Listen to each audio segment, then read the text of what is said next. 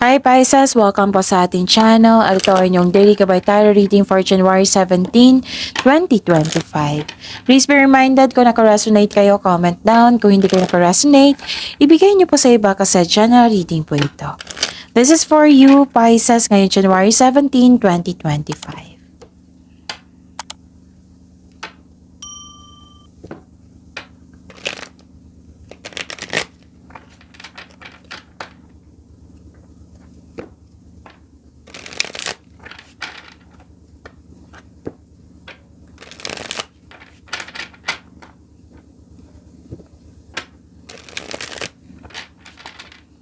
Para po ito sa inyo Pisces, ngayong January 17, 2025.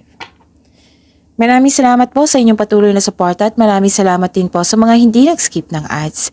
Gamitin ang reading na ito bilang gabay lamang sa mga hindi pa nag-subscribe. Subscribe na po kayo at click bell notification para malaman nyo na may bago tayong video. Para sa mga gusto magpa-reading po, may lumabas dyan sa screen nyo ngayon. Panoorin nyo po at sundin ng instruction. Spirits Guide, mga ganap po para kay Pisces ngayong January 17, 2025. I need 2 cards po, 3 cards po pala.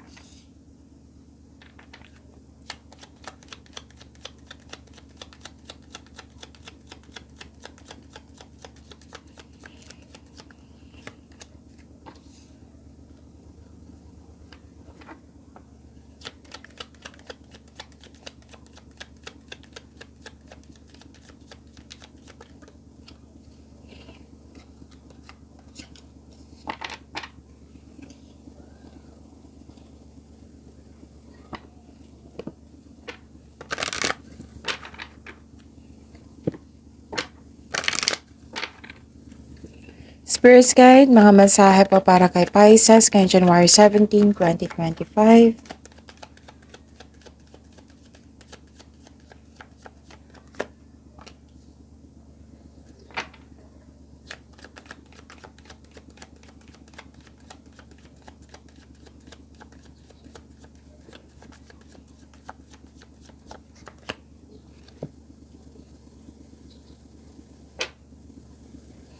Okay. Pisces, ngayon January 17, 2025. May dumating na opportunities na kailangan yung pumili, kailangan yung gumawa ng desisyon. Tapos, kung nagkaroon ng hesitation, meaning to say, nagkaroon ng yung hindi konkretong plano yung ginawa mong plano. So, gawa kayo ng konkretong plano para makagawa kayo ng best choices and best decision.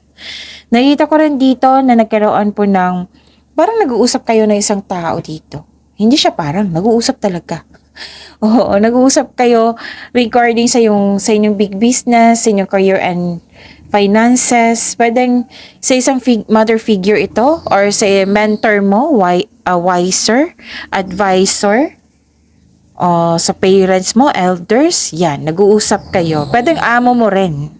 Okay, so pasensya na po sa ingay. Focus kayo sa akin para may makuha kayong mensahe po. And don't worry, nakafocus ako sa reading natin ngayon. And nakita ko rin dito na you have the power, authority, and protection. Nakita ko rin dito na may companion, sinamahan ka ng favorite person mo. Na napatunayan niya na sa'yo na loyal siya sa'yo at very supportive siya sa'yo. Pwede din may bago kayong kaibigan, pwedeng bagong kasamahan. Or, yes, pwedeng bagong kasamahan. Pwede din na pwede din may bago kayong gamit diyan. Pwede din may bago kayong gamit diyan na nagbigay ng pamper sa iyo. Pwede din pet. Pwede din na hired kayo as katiwala. A win-win outcome is forecast and step out from your comfort zone. Spirits Guide, ano po yung energy ni Pisces ngayong January 17, 2025?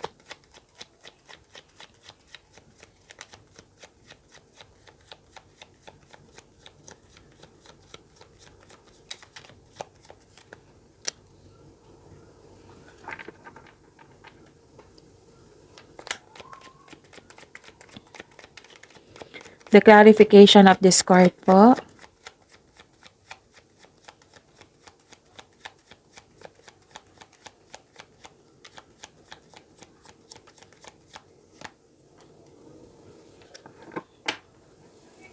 Kung may narinig kayo or may nakita kayong repeating message, meaning to say, pinupush ng cards nyo yan, kasi ang ilan sa inyo hindi pa binigyan ng atensyon. Na kung maaari din po, bigyan nyo po ng solusyon at aksyon. Remember, Pisces, at the end of the day, alam mo na ikaw lang taong may kakayahan at responsable na gumawa ng sarili mong katotohanan at kinabukasan. So ano yung energy mo, Pisces? Nakita ko dito na nagkaroon ng sense of adventure. May makilala kang mabuting tao na lumabas din ito sa oracle cards nyo, sa tarot cards. Nag-clarify po siya. Masaya kayo ngayon kasi nagkaroon ka ng tapat na kaibigan. See? Lumabas siya dito sa oracle eh. So, nag-clarify siya dito sa tarot card nyo. Na masaya ka kasi nagkaroon ka ng tapat na kaibigan or may bata o younger person sa buhay mo na maaari din ikaw ito na merong may plano sa buhay. Like, nag-uusap kayo regarding sa plano sa buhay. May parating din na good news, especially may parating na good news pwedeng through email, text, phone call, or direct isabi sa iyo. Okay? Nakikita ko yung happiness mo dito at stability. Pwede din may offer sa inyo, may opportunity na nakikita ko dito yung excitement mo. Kasi ano to naka-align sa inyong passion. But then sobrang busy mo ngayon. Okay? So, yun. Ano pa? Nakikita ko rin dito na nagkaroon po ng hesitation. Yung sabi ko kanina sa inyo sa oracle cards nyo, di ba, na gagawa kayo ng desisyon, pipili kayo. Kung nagkaroon kayo ng hesitation, then, hindi yan konkretong plano. So, balik kayo sa plano nyo, siguraduhin konkretong plano yan. Okay, disappointed ka, you felt defeated kasi may delay sa paggawa ng aksyon kasi may hesitation, delay sa paggawa ng desisyon kasi may tutol, pwede din delay sa hinihintay nyo. Okay? Nagkaroon ng hesitation para gawin o gawa ng aksyon ng iyong plano, proyekto, marahil naghahanap ka ng timing o nabigo ka na noon. Okay, ano pa? Nakikita ko rin dito na parang nahihirapan kang umalis sa comfort zone mo. Yes, may nakita kong ganyan. And this card asks you to be confident at magkaroon ng pasensya. Oh. 2 card kasi nagsabi dito. No, 3 card na nagsabi dito. Nagalingan nyo sa paggawa ng konkretong plano. Oo. Kasi magbibigay yan sa'yo ng confidence. Kung alam na alam mo na konkretong plano yan, magbibigay yan ng confidence sa iyo. At alamin mo din kung ano yung pumipigil sa iyo. Kasi baka pinipigilan kayo ng inyong intuition kasi may mensahe siya. Okay? So, take risk.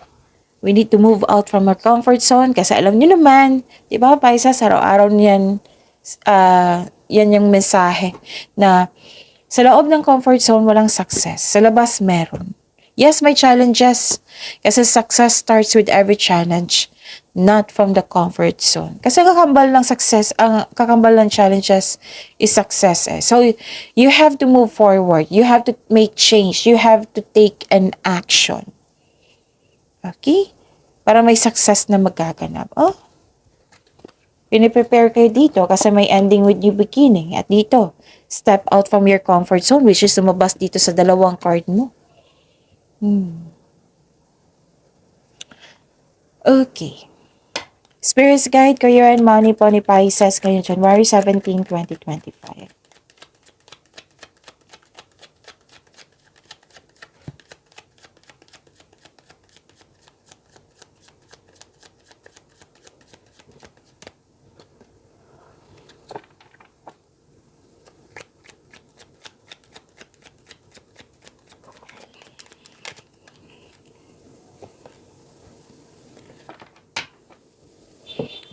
Na-overcome mo na yung mga obstacles dito, challenges. You have your, confidence na. Yes, Pisces. You're overcoming obstacles, nagkaroon ng self-assurance, confidence, passion. May ganap sa passion mo. Yung active ka ngayon. Resilience, andito. You're taking an action with courage. So, you have your inner power, which is lumabas din dito sa oracle card nyo, di ba? Na you have the power, you have the authority, you have the protection. Andito rin. Okay? So, nag-clarify siya sa inyong tarot cards at sa oracle cards nyo. Ano pa? Kung ikaw ay, okay. You have a confidence and persistence in your career. You are eager to achieve a successful outcome sa work or business mo. So, ang advice po dito, wag po daw kayong mag-give up or don't doubt your strength. Feel your fears and take action anyway. Maging matatag ka sa sandaling ito kasi ma-overcome mo yung struggle or challenges. So, this card asks you na harapin mo yung fears, struggles, or challenges kaysa iwasan mo ito. At mag-move forward ka with courage. Okay? You don't know your own strength until it is tested. Okay? Yon. Ano pa? Nakikita ko rin dito na nagkaroon ng awakening, acceptance, self-assessment, atonement. Yan. Okay. Kung nagkamali kayo noon, hindi ibig sabihin magkakamali kayo ngayon. Kasi kukunin mo yung wisdom message sa mga nangyari sa nakaraan eh. Yung learnings po. Okay? Huwag niyong dalhin ng nangyari sa nakaraan. Huwag niyong dalhin sa present. Okay? So, instead, mag-focus ka on releasing the past and move forward into a new and more successful period. So, acknowledge niyo po yung success na parating sa inyo. May financial growth akong nakikita dito. May parating na paghatol or may pagbubunyag at may magsasorry sa'yo. This is also means accept and release your past so you are able to enjoy the next phase of your life. This is surrender, acceptance, release, and forgive. Okay? So, yun. May hihingi na sorry sa inyo. Yes, may hihingi na sorry sa inyo, Pisces. Okay, ano pa? Andito pa rin yung self-doubt, hesitation, 3 card, 4 na card na nagsabi dito. Yung sabi kaninahan, yung hesitation, kailangan ng konkretong plano yan. Parang mainit ang ulo mo dito. Bakit naman? Pwede na mainit ang ulo mo kasi may delay or misunderstanding kayo sa isang tao. Hindi ito ang sign na mag-give up ka. Mag-ingat kayo ha sa taong maloloko kasi andito pa rin siya.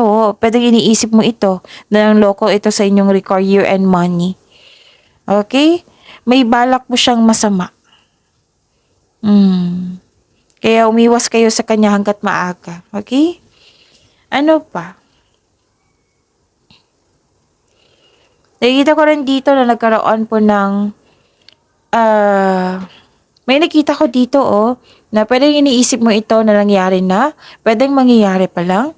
So, pwedeng concern ito sa iyo or concern mo sa isang tao na mahilig sa alak, mahilig sa party, may taong hindi totoo sa inyo. 2 card na nagsabi niyan ha, may taong hindi maganda ang treatment sa iyo. Yun. It might be na-drain yung energy nito. Let's say, kagabi, na-drain yung gabing alak, tapos now, na-drain yung energy mo, naapektuhan yung trabaho nyo. So, iwas kayo sa temptation. 2 card kasi nagsabi dito. Temptation na kasi may masamang balak yung tao sa iyo eh. So, be careful sa mga taong maghingi ng sorry sa inyo. Kasi may nakita ko dito na it might be a different person to. Or iisa lang to. Basta may may temptation po. Okay, may ganap na temptation. Pwede yung sa bagay ito or sa isang tao. Kaya protect yourself. Iwas na lang kayo sa sakit ng ulo. Okay? Ano pa? Nakita ko rin dito na nagkaroon. Okay. This is good. Kakasabi ko lang iwas eh. You're moving forward. You are moving forward, you are walking away. Pwede din may ready ka nang iwan mo yung trabaho mo. Kasi gusto mo magkaroon ng growth. Tapos gumawa ka ng action para umalis. Para magkaroon ng growth and expansion. Para matupad mo yung ambisyon mo sa buhay. Pwede din umiiwas ka sa isang tao na very toxic sa iyo, na hindi magandang treatment niya sa iyo. Kasi may nakita kong unhealthy connection dito. So, yun. Nagpasya ka dito eh. Okay, Spirit Guide, Love Life, Self-Love, Partnership, and Romance ni Pisces ngayon, January 17, 2025.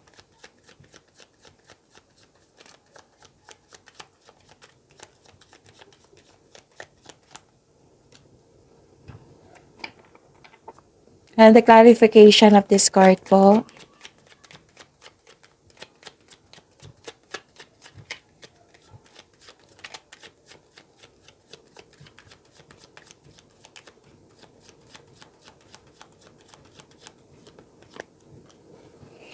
Maraming maraming salamat po sa patuloy na tiwala at suporta sa ating channel. At maraming maraming salamat din po sa mga hindi nag-skip ng ads. You're inspired in action dito. Nagkaroon ng direction, focus, determination, perseverance. Sa mga single dito, this card tells you na huwag madaliin upang magkaroon kayo ng karelasyon. Kailangan magkaroon kayo ng same vision for the future upang sa gayon magkaroon kayo ng isang healthy relationship soon. So, maging wiser, ha? Kilalanin niyo po ng mabuti. Sa mga marelasyon sa buhay mag-asawa, parang may mabilis na ganap dito. Oo. Same pa rin yung advice na make it sure na magkaroon ng vision for the future. Or mag-create kayo ng solid foundation and mag-establish kayo ng any plans before taking this relationship to the next level. Okay? O yun. Pwede may travel din kayo, ha? Kasi may nakita ko ditong umuwi na successful. Gumagawa kayo ng paraan dito para sa pag-level up nyo. Yes. Ano pa? Nakita ko rin dito na nagkaroon po ng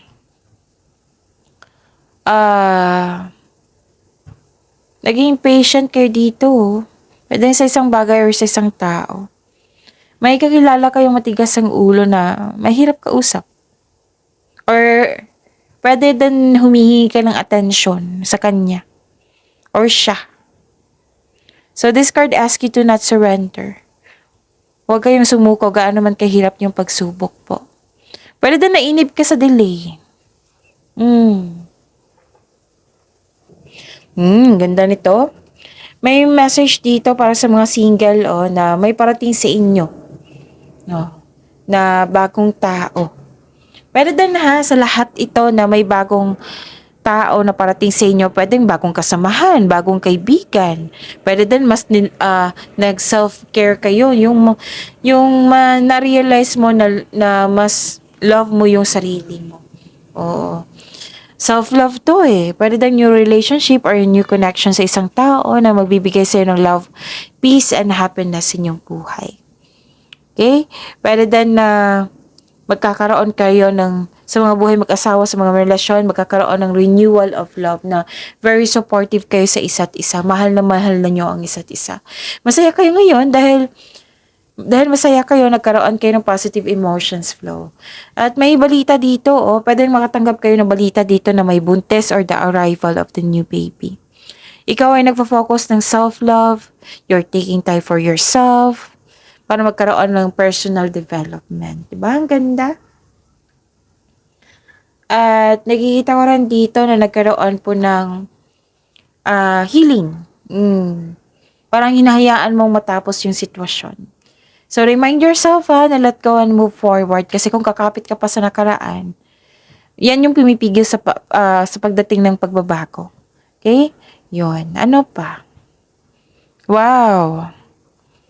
Nakikita ko rin dito na nagkaroon po ng wealth, family inheritance. May plano kayo ng what I meant is, sa mga single dito, papasok ka o interesado ka magkaroon ng relasyon kung ito ay seryoso sa buhay. So, this card is a sign na ipakilala mo na yung partner mo sa inyo pa, family, friends, relatives, may ganap na ganyan. Basta, grupo ng tao dito na nagbigay kayo ng panahon. Okay, pwede din makatanggap kayo ng mana, or pensyon, or retirement, or masaganang ani ng buhay. Nag-spend time ka sa family mo dito. Sa pamilya mo, lalo na sa mga bata. Parang may bibigyan ka ng dito. Nagpasya ka dito na may bibigyan mo ng suporta yung tao. Let's say, example to na yung kapatid mo, yung bunso kapatid mo na nagpasya ka na pag-aral, na ikaw yung magpapaaral sa kanya. Pwede din anak mo to, apo, ganun. Basta may ganap na ganyan na susuportahan mo yung isang tao. Pwede yung parents mo. Pagyamanin niyo po yung blessings sa binigay sa inyo. Paisa, see you tomorrow. Please like, subscribe, and click bell button for notification para updated po kayo sa daily tarot reading natin. Maraming salamat po.